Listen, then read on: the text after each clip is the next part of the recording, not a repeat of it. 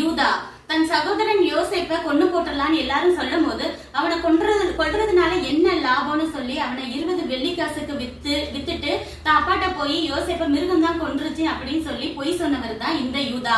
அதே யூதா 22 வருஷம் கழிச்சு யோசேப்பு வந்து பென்யமீனை மட்டும் இங்க அடிமையா விட்டுட்டு எல்லாரும் அவங்கவுங்க வீட்டுக்கு போங்கன்னு சொல்லும் போது பென்யமீனை இங்க விட்டுட்டு போனா எங்க அப்பா உயிருக்கே ஆபத்தாயிரும், நான் வேணா இங்க அடிமையா இருக்கிறேன்னு சொல்லி யோசேப்பு கிட்ட தைரியமா பேசினவர் தான் இந்த யூதா.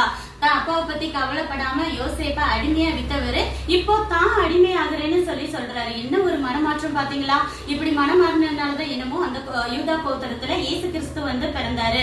10-20 வருட விசுவாசின்னு சொல்ற நம்மள எத்தனை பேரு இந்த மாதிரியான மனமாற்றம் வந்திருக்கு? ஆவிக்குரிய ரீதியில வளர்ந்திருக்கோம். இல்ல எனக்கு ஒரு நஷ்டம் வந்தாலும் பரவாயில்ல, மத்தவங்களுக்காக நிப்பேன்னு நம்மளால உறுதியா சொல்ல முடியுமா? ரட்சிக்கப்பட்ட புதுசுல இருந்த அதே வாழ்க்கையால முடிவு பரியந்தம் ரட்சிப்புல நிலைச்சிருக்கிறவங்களே தேவனுக்கு